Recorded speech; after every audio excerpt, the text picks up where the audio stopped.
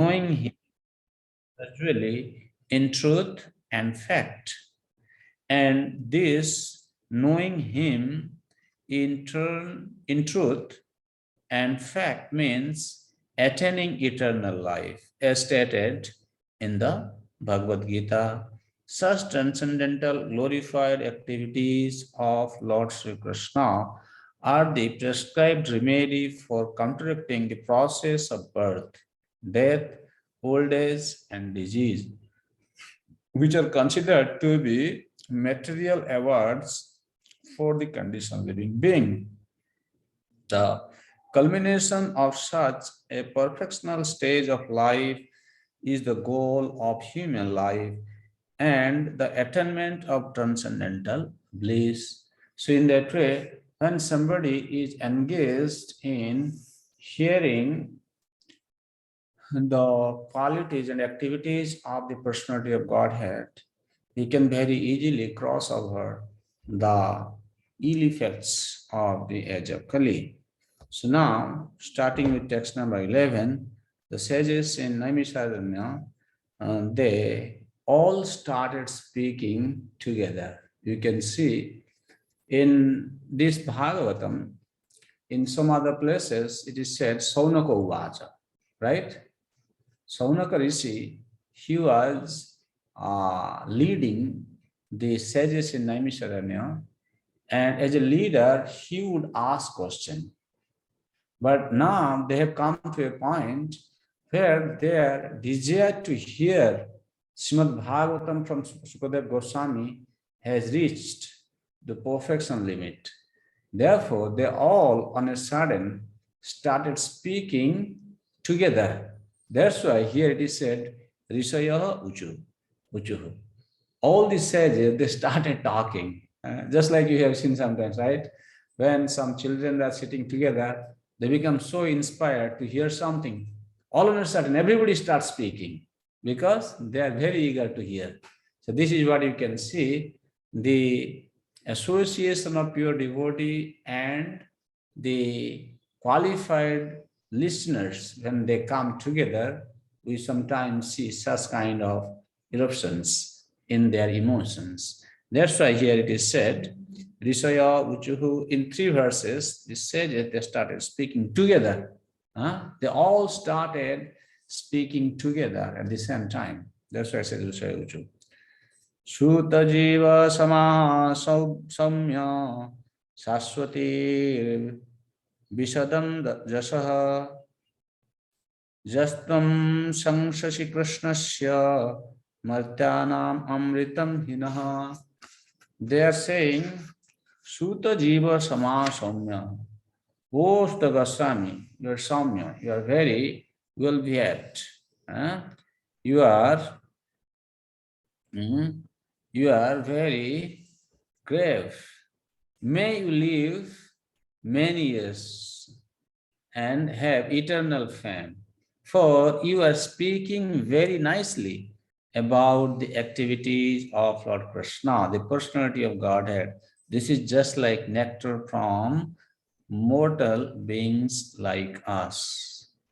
So, the sages in Naimisharanya, when they heard Sutta Goswami, they are very much captivated by the narration of Srila Sutta Goswami. For them, the narration appeared like nectar. So they could not wait to hear. They all of a sudden started speaking, "Oh, dear Sutta, may you live for many years," because the Krishna Katha, which is flowing from your lips, are nectarian. So we want, that means they are showing their eagerness to hear more about Krishna from the lips of Srila Goswami.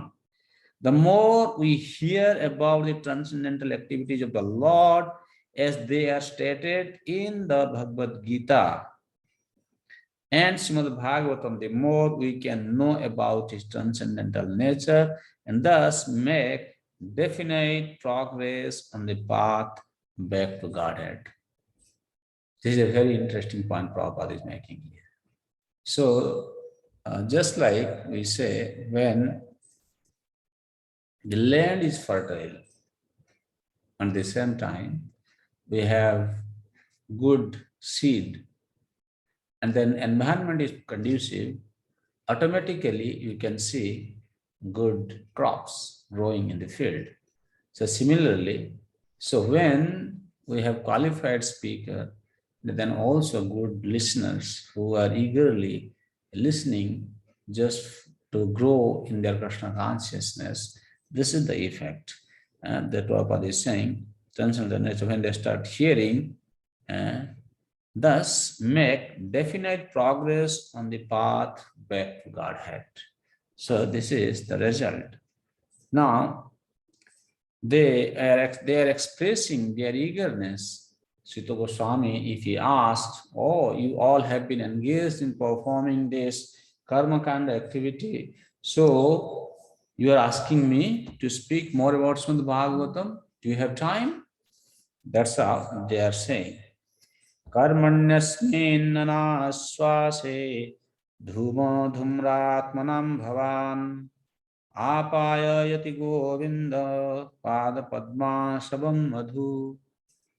They are saying that we have been engaged in performing this prolonged sacrifice for many years, and now only result we have got is our body has become black out of the smoke that is coming from the sacrifice. Huh?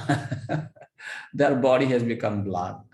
What they are saying is, actually, we are engaged in performing such prolonged sacrifice. This is just a plea. But actually, we are here to hear Krishna Katha. Means, again, whatever one is engaged in, whether one is engaged in the practice of karma or cultivation of knowledge or even so-called yoga practice, Ashtanga Yoga, if their so-called engagement in the execution of karma, cultivation of knowledge, etc., if ultimately does not bring them to the point of getting taste to the narration about the qualities and activities of the Supreme Lord, then that is just a mere waste of time. So here the rishis are saying, even though we have been engaged in the performance of this sacrifice, but we have our all time reserved to hear about Krishna. So please tell us. Apayo yati govindam pada padmasvam madhu. This is the madhu, the honey, the nectar which is emanating from the lotus feet of Govinda. We are ready. We are eager to hear. We are eager to drink that. So please tell us more about him. We have just begun the performance of this fruitive activity, a sacrificial fire, without certainty of its result due to the many imperfections in our action. See, that means those who are engaged in performing some karma kanda activities, desiring to get the result is uncertain because of so many imperfections. Imperfections are, there may not be qualified brahmana to perform the sacrifice, or even if they are performing, there may be some lacking in terms of the proper ingredients and the process if they are not doing accurately. So there are so many imperfections. So therefore they are saying, we are not certain about the result, about the outcome of this activity. Our bodies have become black from the smoke, but we are factually pleased by the nectar of the lotus feet of the personality of Godhead, Govinda, which you are distributing. Prabhupada writes in the purport, the sacrificial fire kindled by the sages of Naimisharanya was certainly full of smoke and doubts because of so many flaws. The first flaw is that there is an acute scarcity of expert brahmanas able to carry out such performances successfully in this age of Kali.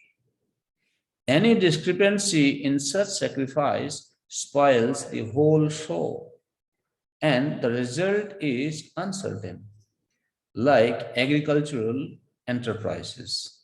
The God, the good result of tilling the paddy field depends on providential rain, and therefore the result is uncertain. Similarly, performance of any kind of sacrifice in the age of Kali is also uncertain. Unscrupulous, greedy Brahmanas of the age of Kali induced the innocent public to such uncertain sacrificial shows without disclosing the scriptural injunction that in the age of Kali there is no faithful sacrificial performance but the sacrifice of the congregational chanting of the holy name of the Lord. So you can see Prabhupada is very nicely he's giving the commentary that nowadays, in this age of Kali, there are some Brahmanas who are greedy, means they are trying to make their living out of performing, out of helping their yajamanas to perform such karma kanda activities. And they don't disclose the secret of scripture. If they tell that everybody just should chant simply Hare Krishna Mahamantra, then their business will be closed.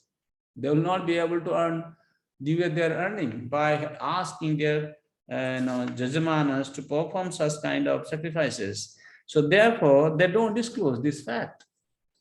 So the responsibility is now lying on the shoulder of the devotees of Krishna consciousness movement. That if our devotees take this process seriously and educate the mass of people, this is how we can eradicate the ill effect of this age of Kali from the surface of this globe. So it is very important that we should encourage people to chant, take up the process of chanting with all seriousness. So now, then they say very interesting point. Tulayama labe napi na swargam na punarbhavam bhagavat sangi sangasya martyanam kim utashisha. So they are saying Tulayama labe napi. Srila Jiva Goswami, he is making a very wonderful comment here. He is saying, Tula itum sambhavanamapi na kurma means a moment association of a saintly person cannot be what to speak of comparing, but we cannot even guess. We don't guess how much benefit one can get from just a moment association of a saintly person. Tulayama labe napi na swargam means a moment's association, the benefit of having a moment association of a saintly person cannot be compared with the attainment of heavenly planet. Means everybody in this world is eager to get enjoyment in the heavenly planet or like heavenly planet while in this world. They are seeking for the enjoyment like a heavenly planet. But it is said the moment's association of a saintly person cannot be even compared to that kind of enjoyment. That means there is more satisfaction or more peace, happiness in the association with a saintly person. Na punarbhavam. Neither even that can be compared with the moksha, apavargam, liberation. Bhagavad Sangi Sangasmartyanam ki mustash. Then what to speak of having worldly enjoyment like somebody becoming a king, somebody becoming a factory owner, whatever opulence in this world available, we can say, what is the use of having such kind of opulences? That means one cannot compare the association of a pure devotee to anything material. Men who are addicted to material happiness aspire to reach the heavenly planets like the moon, Venus, and Indraloka. And those who are advanced in material philosophical speculation aspire after liberation from the material bondage. When one becomes frustrated with all kinds of material advancement, one desires the opposite type of liberation, which is called apunarbhava or no birth. But the pure devotees of the Lord do not aspire after the happiness obtained in the heavenly kingdom, nor do they aspire after liberation from material bondage. Devotees say Swargapa Varganarokesu Apitulyarthadarshi. Whether they are in hell or heaven, as long as they are benedicted with the service, devotional service unto the personality of Godhead, they have nothing to fear. Therefore, the pure devotees of the Lord are engaged in the transcendental existence, namely in the loving service of Lord, both in the material world and in the spiritual world. As a government servant is always the same, either in the office or at home or at any place, so a devotee has nothing to do with anything material, for he is exclusively engaged in the transcendental service of the Lord.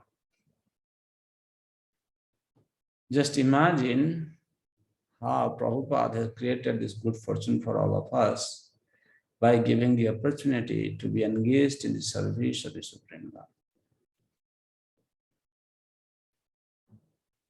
Everybody is hankering to become a government servant, right? In this world, because government servant has got more facility. But at the same time, when somebody is working as a government servant, government is giving them a lot of benefits, facilities, and then wherever they're at home, they're at office, they're in the holiday, they are always in actually service, right? If there is some emergency, they have to attend to the work. They can't say no. That's why government is giving this opportunity. So our devotees rule should be like, we are actually servant of the supreme government. So this government, what we see in this world, they are temporary government, but actual government is Krishna's government. So we are working for him. So if we remain in that consciousness, then what will happen? We will very easily be able to neglect the association of worldly people. Why? There are two types of association. One is worldly association of the worldly people and association of the devotees.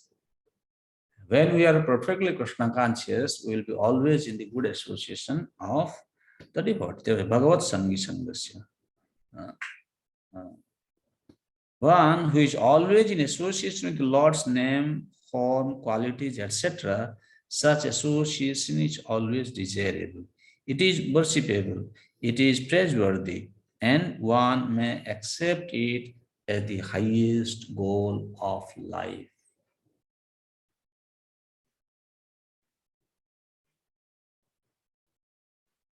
That's the highest goal of life, actually. Yeah. So we should always aspire to spend time in the association of the devotees. And today we'll see how Srila Sutta Goswami, he will speak about himself, that how fortunate he is. He is able to become freed from the adi manabhyatha, the pain of being born in a low family because of the association of this Sukadeva Goswami, a pure devotee of the Lord. So here, then they are speaking, Ko nama tripyed rasavid kathayam mahatamaikanta parayanasya nantam gunanam agunasya jagmu yogeshwaraje bhagavan Bhavapadmukhyah. Nantam gunanam agunasya jagmu. Very nicely explained here. Saying that ko nama tripyed rasavit kathaya mahattamai kanta parayanasya. Mahattamai kanta parayanasya. Those who are mahat, they are their attention is fully fixed. Their attention has taken shelter of the Supreme Personality of Godhead. Ekanta Parayanasya. Therefore, such people, they don't um, become satisfied in hearing the glories of the personality of God. There's a ko-namatripyat. Who can be satisfied? Rasabit kathayam. Those who are rasabit, who are knower of the rasa, they cannot become satisfied. That's why he's saying, nantam gunanam agunasya jagmu. So, the qualities of the personality of Godhead is ananta. Nanta means no anta. And then gunanama agunasya. Agunasya means agunasya prakrita guna rahitasya. Srila Siddhar Swami he translates. Means Lord is, he is transcendent. Lord means he is devoid of the material qualities, agunasya. And so those who are expert in releasing the mellow, the nectar of Lord's qualities and his name, these people, they don't remain satisfied. They want to hear again and again. And Yogeshwaraja Bhava Padma Mukhya. Even these great devotees like Brahma and Shiva, they fail to fully satiate, means they are not satisfied by hearing such topics. The personality of Godhead Lord Krishna Govinda is the exclusive shelter of all great living beings, and his transcendental attributes cannot even be measured by such masters of mystic powers as Lord Shiva and Lord Brahma. Can anyone who is expert in releasing nectar ever be fully satiated by hearing topics about him? Ko-namatripya, Rasavit Kathaya. One who is a knower, who is an expert, who is expert in releasing nectarian qualities, name of the Supreme Lord, they don't give up. They are not satisfied, like Lord Shiva and Brahma. So, Prabhupada is saying, Brahma is counted among the living beings, but he is the greatest of all of us. And why is the greatest of all the living beings so much attached to the transcendental topics of Lord Krishna? Because he is the reservoir of all enjoyment. Everyone wants to release some kind of taste in everything, but one who is engaged in the transcendental loving service of the Lord can derive unlimited pleasure from such engagement. The Lord is unlimited, and his name, attributes, pastimes, entourage, variegatedness, etc. are unlimited. And those who relish them can do so unlimitedly and still not feel satiated.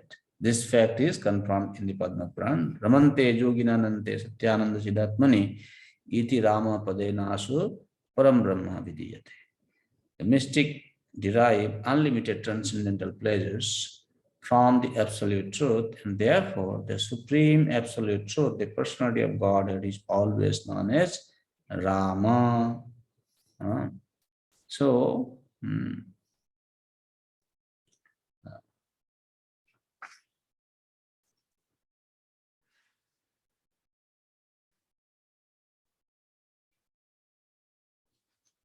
when we hear the glories of the Supreme Lord, the desire to hear about his glories even increases. Therefore, one who is releasing the nectar, they don't feel satisfied. Means they are always, the eagerness is always being increased. See, this is how we see. When you go to the spiritual world, this is the nature. Lord is ever expanding his qualities. And devotees, as they serve the Lord, Lord also expands. And in that way, there's a constant release. There's the increase of the constant release uh, in the devotees. So how can he have any, bitter taste?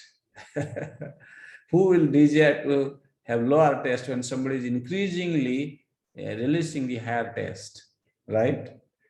Nobody would like to have that. So this is how you can see when one hears about Krishna, he is automatically being attracted to hear more about the Supreme Lord. Hmm? So then uh, they are saying,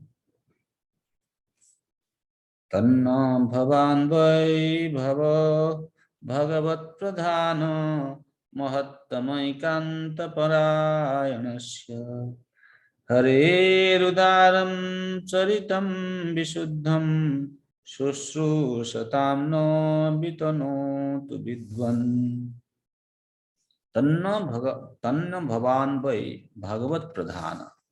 You are Bhagavat Pradhan. Bhagavat Pradhan means they are saying to Srila Sutta Goswami, you are a learned and pure devotee of the Lord because the personality of Godhead is your chief object of service. Bhagavat Pradhan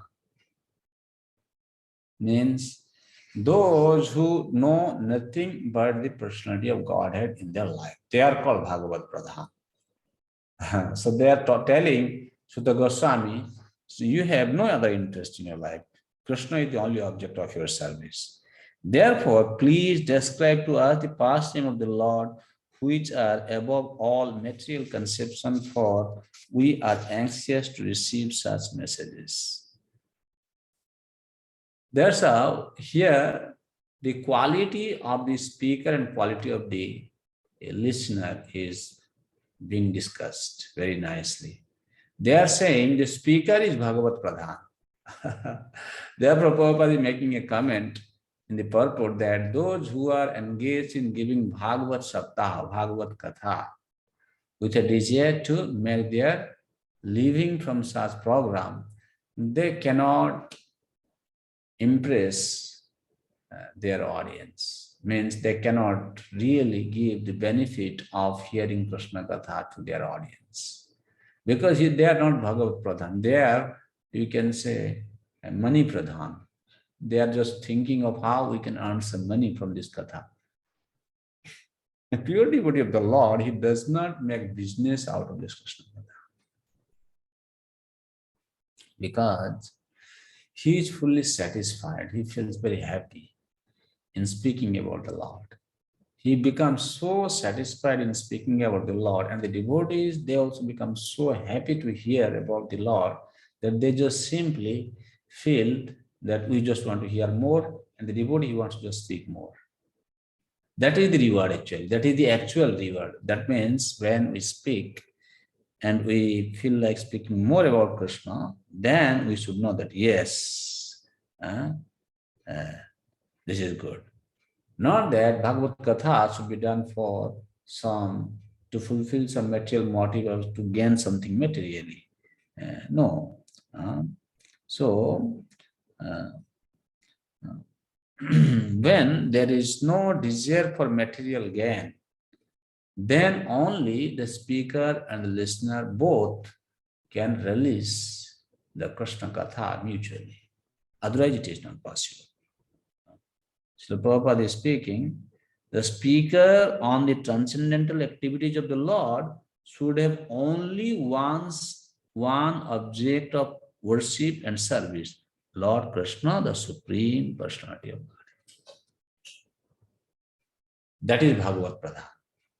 That is the qualification of a Bhakta of Bhagavatam, speaker of Bhagavatam.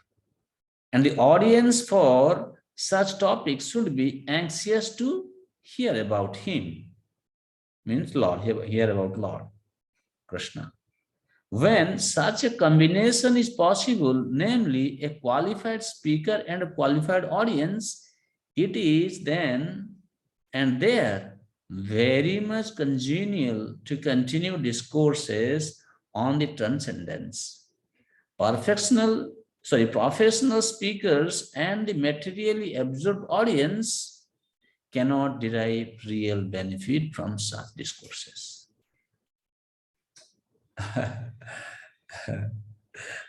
Sometimes also they say, okay, we don't have time to hear. You don't have time to hear. How can you have taste? You can't have taste. If you are just making this as for the namesake, I want to hear, or namesake we speak. Actually, speaking as well as listening, both the way, we can derive immense satisfaction and pleasure within. This is something to gain from within. You cannot experience this from outside. We have seen sometimes when we study, mind is automatically drawn to the topic so much so it's absorbed. You feel very satisfied and happy automatically. This is the Krishna Katha, this is the benefit. So, therefore, from such topics, we should understand the speaker like Sutta Goswami and the listener like the sages in Naimisharanya is a perfect combination. They don't have any material motives. Similarly, Maharaj Parikshit, who was the king or the emperor of the world, he gave up all his material possessions, he relinquished. He was totally renounced. And the Bhakta, the speaker was Sukadeva Goswami, who is also perfectly renunciate. So this is how we hear, we enjoy Krishna Katha. If a bit of attraction, attachment is there to this material world, very hard to release Krishna Katha.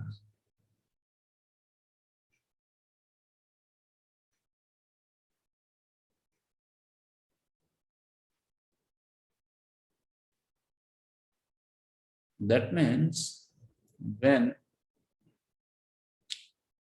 a perfect speaker speaks and the listeners they hear for the sake of spiritual benefit, they will remain in this consciousness even after they finish talking or listening also. Means maybe we come and hear for some few days, and after that we can still remain in that consciousness. We will not go back to the material activities. That is the result we can see. Savai Mahabhagavata Pariksit. Savai Mahabhagavata Pariksit. Jena Pavargakhyamada Brabudhi. ज्ञानेन वैयासकिशब्दितेन भेजे खगेन्द्रध्वजपादमूलम् स वै महाभागवत Parikshit.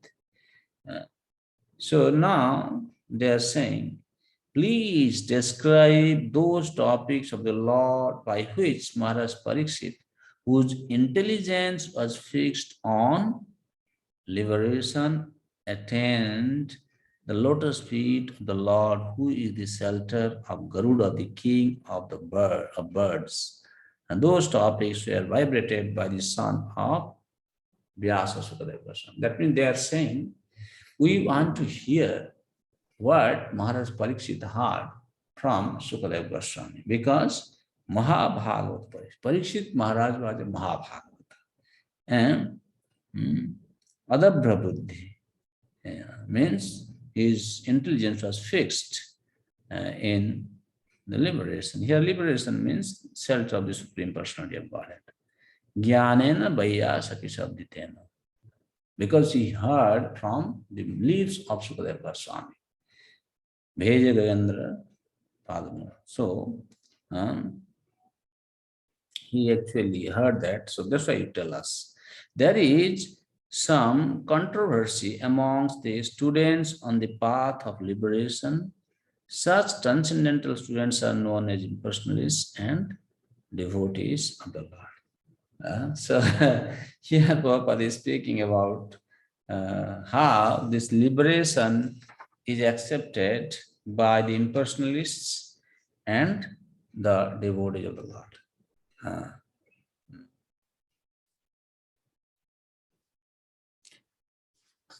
those who are Mahabhagavata, that means they are the Uttamadhikari Vaishnava. They see Lord in everything and everything in the Lord. They don't see anything else except Lord. So Parikshit Maharaj was in that category, devotee. And you can imagine Parikshit Maharaj was a Mahabhagavata and he heard this Bhagavatam from another Mahabhagavata, that is Maharaj, sorry, Srila Sukadeva Goswami. Such a perfect combination. Uh, uh, um, and Prabhupada is making the comment that Maharaj, Srila Sukadeva Goswami was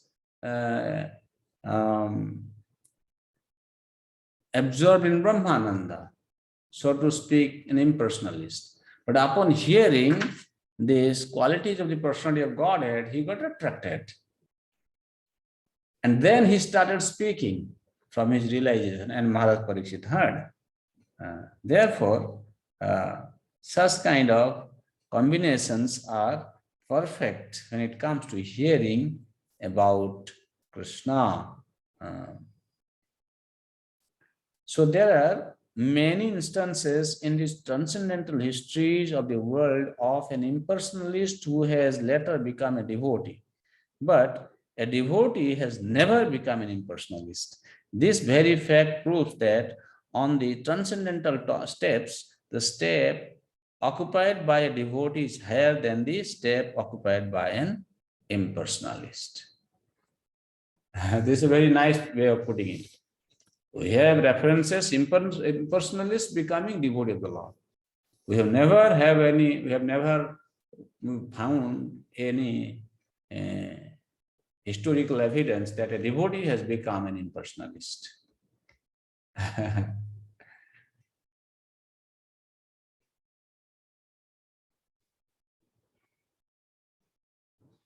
Tannaha param punyam samritartham akhyanamat adbhuta yoganishtham akyayananta charitopapannam parikshitam bhagavatabhiramam. So, therefore, they are saying tat na param punya param punyam. Param punyam means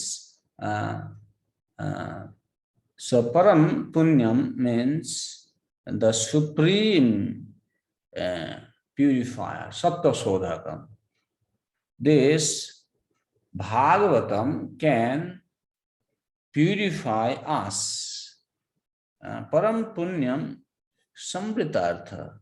That means when this Srimad Bhagavatam is spoken without covering the real meaning, this is what it is. Then it is param punyam means sattva sodhakam. Then it can purify one's existence. So when we hear Srimad Bhagavatam or we narrate Srimad interpreting, we are not covering the real explanation of Srimad Bhagavatam. Normally, mental speculators, they try to give their understanding on Srimad Bhagavatam. You are not supposed to do that actually. That's what is said. They are saying that Tanna param punyam asamritartha. Because Sukadeva Goswami, he is a perfect speaker, so he didn't cover any meaning and he spoke pure message of Srimad Bhagavatam. Then what happened? Akyanam atyadbhuta yoga nishtam. That narration is adbhuta yoga nishtam. Adbhuta yoga nishtam means the culmination of the narration of Srimad Bhagavatam happens in Bhakti Yoga. That means upon hearing the narration of Srimad Bhagavatam, if we are not being inclined to the execution of devotional service, pure devotional service, that's a useless talk. That is not good. Then the other thing is saying, Akhyanan, Akhyayananta Charitopapannam, Ananta Charitopapannam. So the shelter should be unto the pastime of the unlimited personality of God. This Parikshitam Akhyana Bhagavata Abhiramam. It is very pleasing to the Bhagavata, the devotees, the pure devotees of the Lord. Please narrate to us this. See, they are giving these three Visheshanas, Param Punyam Srimad Bhagavatam and Atyadbhuta Yoga Nishtam Ananta Charitopapannam. So in that way, they are eagerly waiting to hear. Thus, please narrate to us the narration of the unlimited, for they are purifying and supreme. They are spoken to Maharaj Parikshit, and they are very dear to the pure devotees, being full of bhakti yoga. Adbhuta yoga nishtam, full of bhakti yoga narrations. That is called Adbhuta Yoga Nishtam. And Ananta Charitopannam. That means they are very dear to the pure devotees. What was spoken to Maharaj Parikshit and what is very dear to the pure devotees is Srimad Bhagavatam. Srimad Bhagavatam is mainly full of narrations of the activities of the Supreme, unlimited, and therefore it is the science of Bhakti Yoga or the devotional service of the Lord. Thus, it is para or supreme because although it is enriched with all knowledge and religion, it is specifically enriched with the devotional service of the Lord. This is the comment of Jiva Goswami saying this. Bhagavatam speaking about knowledge and religion, but specifically it is enriched with the devotional service of the Lord. That's why it is Atyadbhuta Yoga Nishtam, this Bhagavad Purana. That means upon hearing Srimad Bhagavatam, if our devotional service to the Supreme Lord is not enhanced, that is just simply a waste of time. That's all. So then I think we can continue hearing from text number 18 in the next class. So let us hear if we have any question or comment. Whatever we have discussed so far. Thank you, dear devotees, for giving us this wonderful opportunity to hear Srimad Bhagavatam in your association. This is so nice. Next, Sutta Goswami is going to speak about the good fortune he has attained through the association of Sukadev Goswami as well as the sages in Naimisharanya. That's another nice explanation we will see in the next class, starting with text number 18. Yes, Sahadev Prabhu. Hare Krishna, thank you so much, Prabhuji. As always, thank you for the Krishna Katha. I have some few questions, and Yeah. We are all trying to practice devotional service to a point where we become like Mahabhagavats. That is the goal. We want to become like very advanced devotees. But here, Srila Prabhupada is explaining that the Mahabhagavats do not differentiate differences between devotees and non-devotees. So how then can such personalities actually preach if you do not see any difference between devotees and non-devotees, then how do you preach? Does that mean after you become a Mahabhagavat, you stop preaching?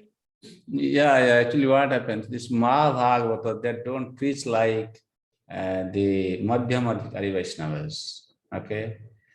Madhyamadhikari Vaishnava, they actually go out and they preach, they teach. But the Mahabhagavatas, they actually, through their presence, everybody becomes purified. This is the sign of a Mahabhagavata.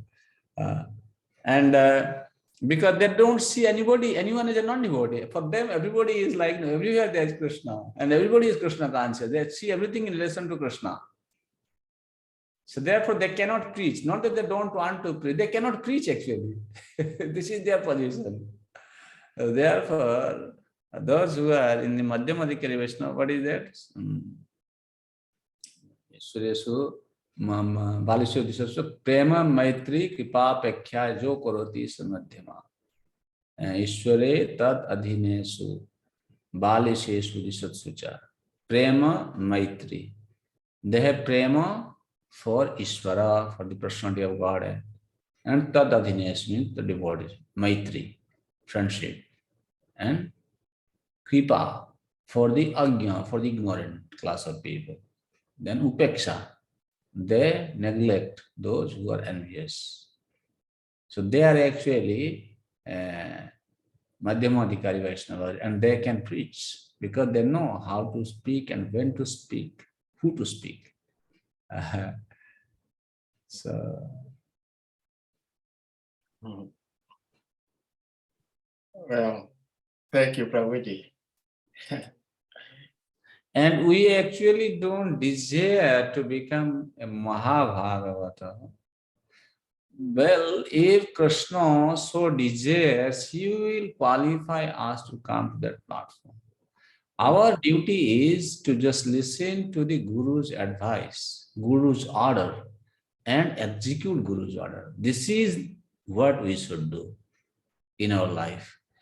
In our own, if we try to become this, become that in Krishna consciousness, looks like apparently speaking, it's a good desire, good approach, but on our own, we will not be successful in coming to that position. If Guru and Krishna desire, they may bring us to any position they want. So our goal should be just simply execute the order of our spiritual master. You can see Prabhupada many times he says, whatever success we see, it is because of the blessing of my spiritual master. Always he says that. And you can see how much Prabhupada is accomplished because of his faithful obedience to his Guru's order.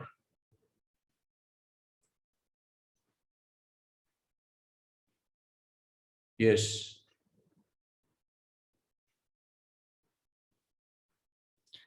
You have any other question, Prabhu? Sadhe Prabhu?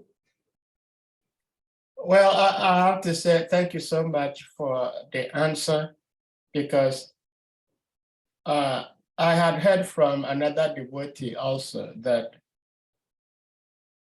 the more we try to become something, the more likely we may fail. But if we simply try to fulfill or accomplish the spiritual master's orders, that is where the real mercy comes from. So Yes, thank you so that much. is the secret of success. Yes. Yes. Thank you. I have another question, but we will let Shailesh Prabhu go first. Yeah. Shailesh Prabhuji.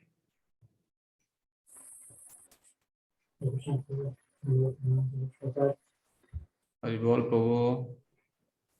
Yes. A couple of quick questions. Prabhuji, I am not able to hear. Can you just come closer to my... Give me 1 second. I'll just switch over. Can you hear me better now? Why voice is not 1 second, please. his side? Huh?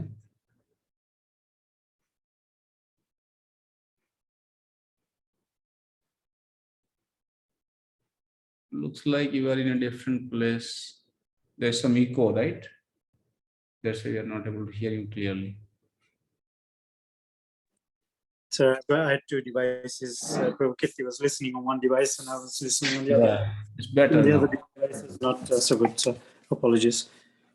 So I have a couple of quick questions. Firstly, we know Sukadeva Goswami is Radharani's parrot, and then there's some leela about how he enters into the mouth of, is it Parvati or something like that, and then comes eventually as Sukadeva Goswami.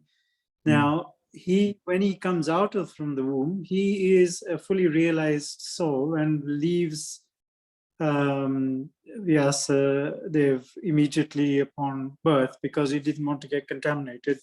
Given that he was a realized soul, how comes, given that he was a Radharani's parrot and in close association with all of the Leela, that he ended up being an impersonalist to start with? Was this just a Leela, or was there some reason for that as to why he was an impersonalist, which he then became a personalist after listening to those two verses?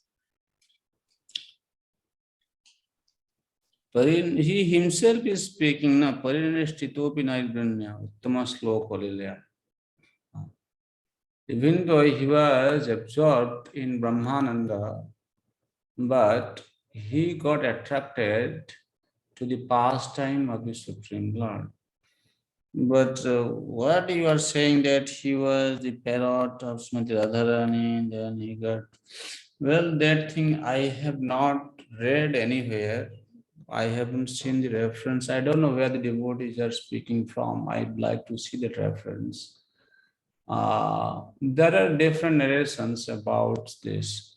Sukha is given in Mahabharata Tatparya Nirnaya by Srila Madhvacharya.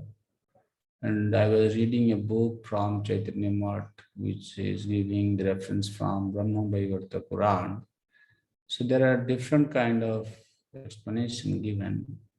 But whatever it may be, if he was the parrot of Srimati Radharani in his previous life, as Sukha bird, and he heard from, well, then in that way, there's no need for him to hear from Lord Shiva. And after entering into the womb of Vyasadev's wife, he should not have, been engaged in, absorbed in the Brahmananda. So those things I have not seen any close reference from anywhere in my study.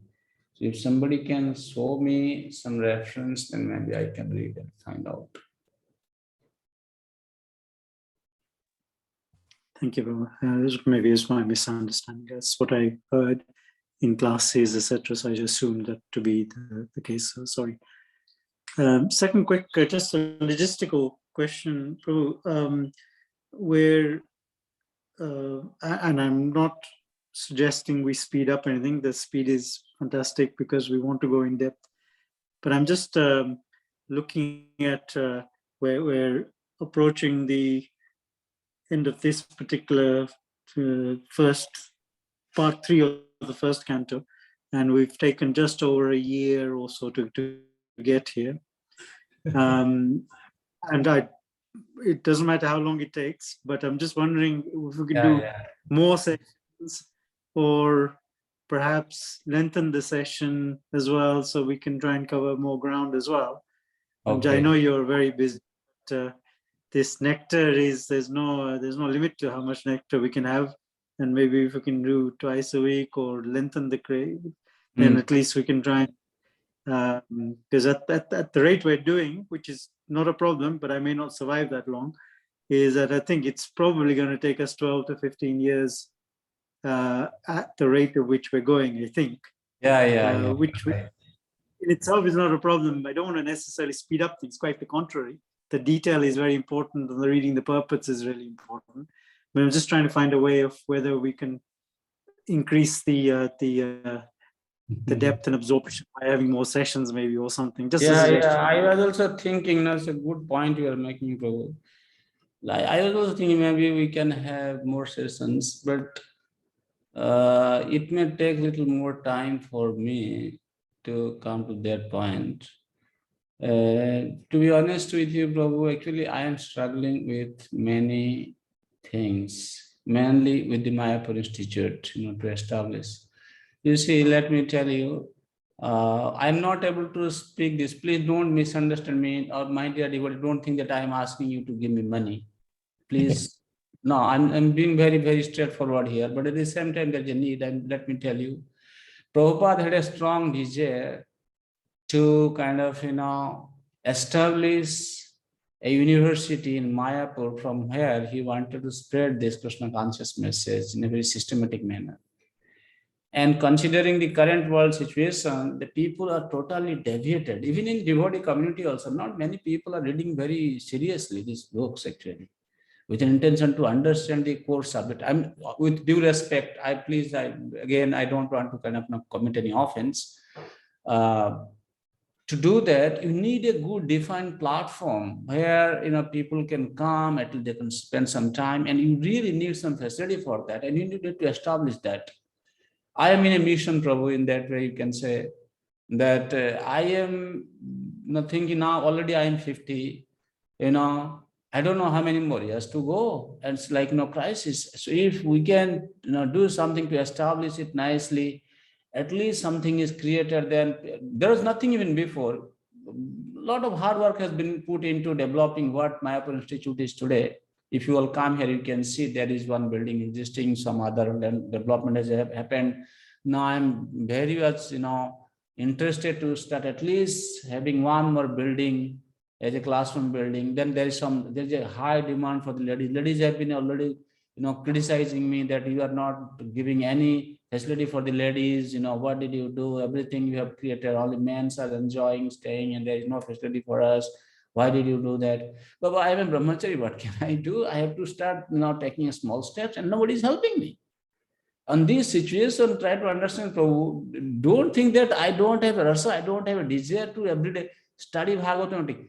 I can tell you, I'll be most happy, I will be the happiest person if I have given only service just to study Bhagavatam and speak Bhagavatam. I'll be very happy, Prabhu. Unfortunately or fortunately, I do not know, I am now duty bound to do something for Prabhupada, which already I have started, and I do not know how long kind of, and anyway, I'm not definitely going to spend much time, but considering my age, now I'm running 50, maybe I would like to give some more time to see how much I can push on this mission. So that is the kind of challenge actually I'm facing now. See, I have to travel next, in May. Okay, I'll be traveling in May, again in May, June, July, because of this institute actually. I'm struggling actually, Prabhu. I'm really struggling. I have no one to share this with, but at the same time, I have some desire to do this service I'm doing, how much I can do.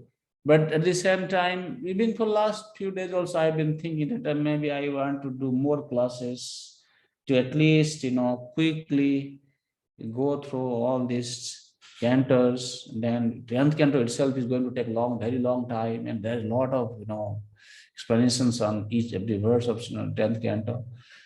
I have been also thinking like that. So let us see. Yeah, maybe next time we'll try to do a little more. Instead of having 1 hour, we can spend a little more time and see how quickly we can go. If time permits, also we can do maybe twice a week. Or sometime I was thinking maybe for 1 month we do every day. Sometimes I think like that, Today I was thinking maybe for 1 month we do every day, and then we can at least go a little fast. I understand we need to study Bhagavatam. That's a good desire. Let us hope for the best, I would say. And I can't promise anything at this point in time because of some other priority actually I am working on right now. But thank you, Prabhu, for igniting this fire. And I hope we can do something. Let's see. Yes, Krishna Chandra Prabhu. Sorry, Prabhu, this is further to Shailesh Prabhu's question. Maybe I didn't hear you. You know, in the purport also it says Sukadev Goswami was also an impersonalist in the beginning. Hmm. You didn't answer that part of it. Why? How come he was impersonalist in the beginning? Huh. He was impersonalist in the beginning means he was attracted. He himself is saying na. Yeah, he Parinishthitopi said, nairanya. So that verse says he was actually impersonalist in the beginning. Means, see, all these people who take interest in studying Veda and Upanishads, they mostly get the impersonal understanding about the impersonal feature of the Supreme Lord. But when they come in contact with a devotee or they study Bhagavatam, then only they understand the personality feature of the Lord. So therefore, yes, he was an impersonalist. So how he was an impersonalist, that I cannot tell you. okay, okay. But he was an impersonalist, he became personalist afterwards, no? Prabhupada is speaking. Hmm. Thank you, Prabhu. What to say? I don't know.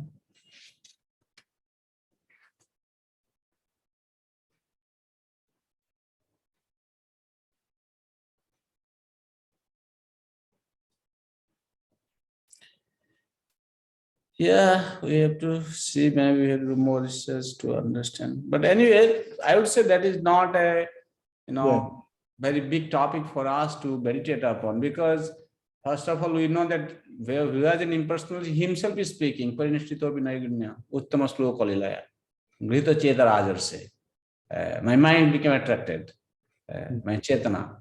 So in that way, the point is we need to develop our attraction, attachment to the Supreme Lord Krishna. So through the process of hearing Bhagavatam, we should develop that attachment. That is not a main subject matter for us. Main subject matter is he became attracted. Even though he was an impersonalist, still he became attracted to the personality of Godhead Krishna. And we have got the opportunity. Bhagavatam is there. Let us cultivate that mood while hearing Srimad Bhagavatam. And discuss, ask questions which will foster that kind of mood in us. Thank you. Yeah, Sadhya Prabhu. Hare Krishna, thank you so much, Prabhuji. One, for sharing with us some of your busy activities. And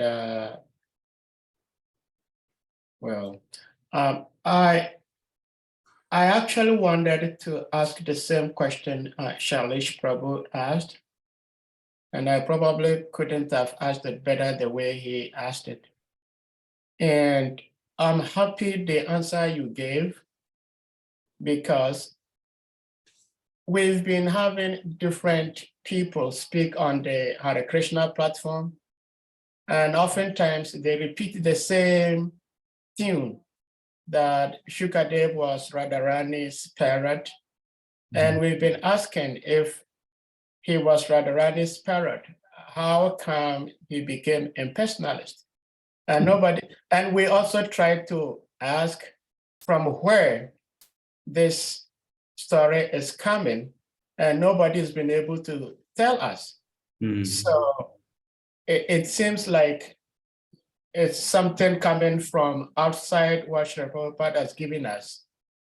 And it's making me think twice as to where to get information from. And so Sri Prabhupada talks about this Sagar Singh story, that everybody was saying this, that, oh, everybody is in mourning cloth, and it turned out it was a donkey. So we don't want to do that. But I have a question from verse 15, 1:18:15, because you spent a little bit more time on Bhagavad Pradhan. Bhagavad Pradhan. They are those who value pleasing Krishna as the supreme over anything else. And in that same purpose, Sri Prabhupada talks about the opposite of Bhagavad Pradhan, which is Bhagavad Saptaha. And these are people who talk about Krishna, but it's for material benefit.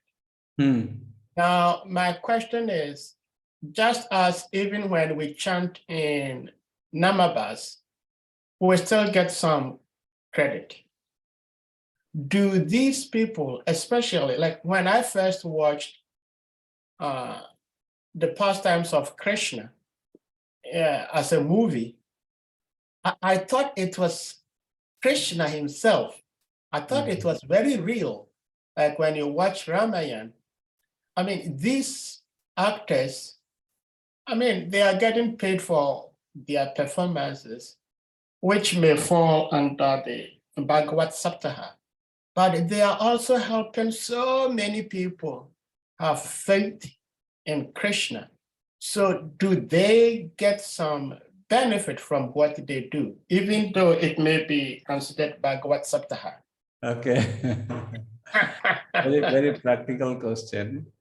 So the second verse in the Mangalacharan, and there Srila Vyasadeva is saying, Dharmo projita kaitavatra parama nirmat saranam satam vedyam vastavam atra vastu shivadam tapatron mulanam Srimad Bhagavate Mahamuni Krite Kimba Parai Ishvara Sadya Hridya Varudhyate Prakritivi Shushuvistat Khanat. So that verse, if you see the commentary of Srila Siddhar Swami, Kimba Parai Ishvara means there is no need of any other scripture.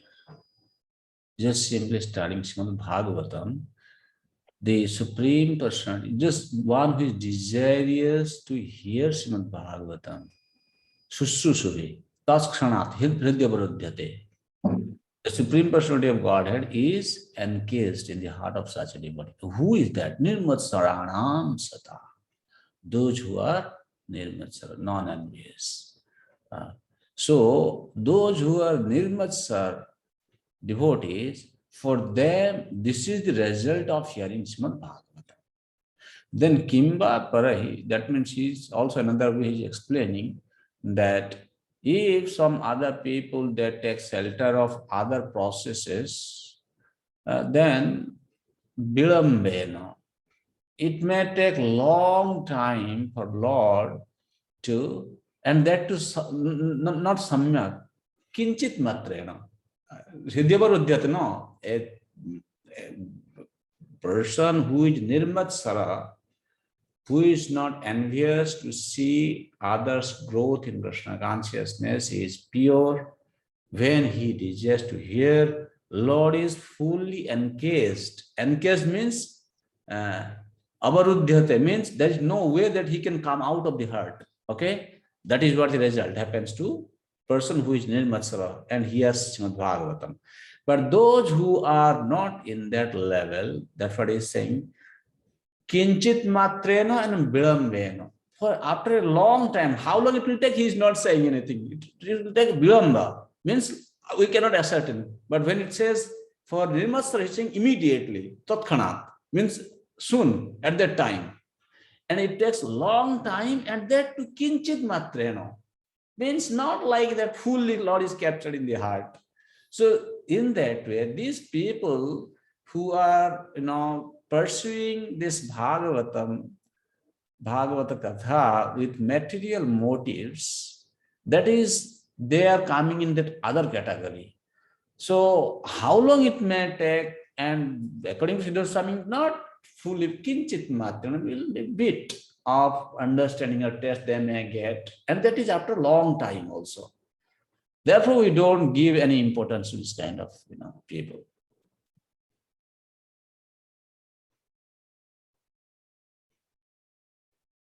According to Siddhar Swami.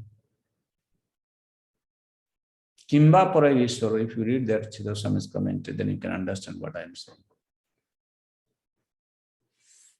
Silas Prabhu?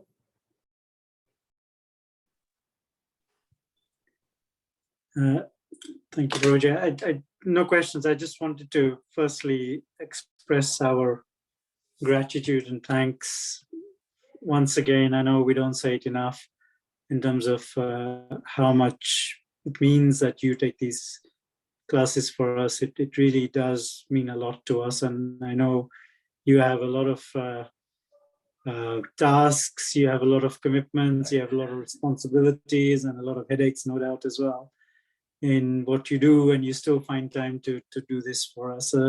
My earlier comment was not to create further pressure upon you, Prabhuji. Quite the contrary. We were being rather selfish and saying we want more of you, more time from you, because this nectar you give us is really priceless. And although we may not be able to magically solve the challenges with the very important work that you do for the Mayapur Institute and Prabhupada's dream in creating an institute, we may not be able to solve that. But I think hopefully I share with everyone that we will all pray very hard that Lord Gauranga and the Panchatattva empower you so that you can achieve all that you have been set out to try and do with Mayapur Institute, so it becomes a cornerstone for Vedic wisdom.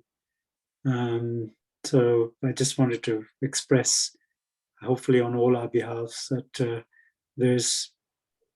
we're in debt to you for not just this lifetime, for many lifetimes, for the time you're spending with us and giving this nectar. So thank you, Padmanayana Prabhu. Actually, when I took up this service, Mayapur Institute service, my goal was that I want to create some facility where I can also get opportunity to cultivate pure Krishna consciousness, like study of Srimad Bhagavatam and preach the message of Srimad Bhagavatam. That was the desire actually, why I got involved in this management task. Even though, my Guru Maharaj, he doesn't allow any of his disciples to get heavily involved in deep management tasks. That is not his mood. But somehow or other, he allowed me to do this because he has some other plan. I understand now. But actually, this is what actually I am looking forward to commit my life to. That in the association of devotees, discuss Srimad Bhagavatam, go deeper into the understanding. That is helping me actually. That is not for anybody else. I'm doing to help myself. That is my main interest in doing. And I'm also very much inclined to do. Why I am doing this, probably try to understand, because this is how I study. If I don't teach, it means I don't come with you all to study together, then I will not teach also. I will not study also. So this is giving me an opportunity. This is purely benefiting me. For my benefit, I want to do this. I am to continue. I want to also study the Center of Bhagavatam nicely. That is also I have a desire. And I can create some curriculum while I am teaching like this. That will help me to do that. This is why I have started working in Mayapur Institute. Otherwise, there is no other desire to take up this heavy management responsibility in Mayapur Institute.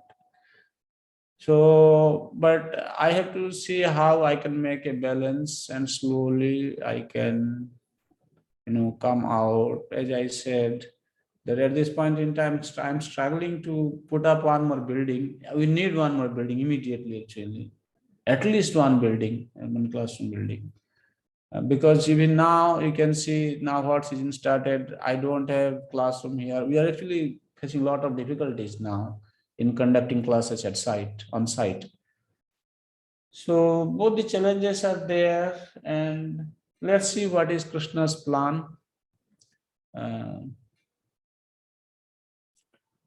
Yeah, let's see. By Guru Maharaj's mercy, maybe I will be able to see the better way how I can conduct myself to adjust the time and find more time to do this. No, thank you, Prabhuji, for your nice sharing of the mood. Okay, so we'll stop here. Hare Krishna, Krishna Krishna Krishna, Hare Hare, Hare Ram, Rama, Hare Ram, Ram Ram, Hare कृपा सिन्धुभ्येव च पतितानां पावनेभ्यो वैष्णवेभ्यो नमः। अनंत कोटि वैष्णव वृंद की जय।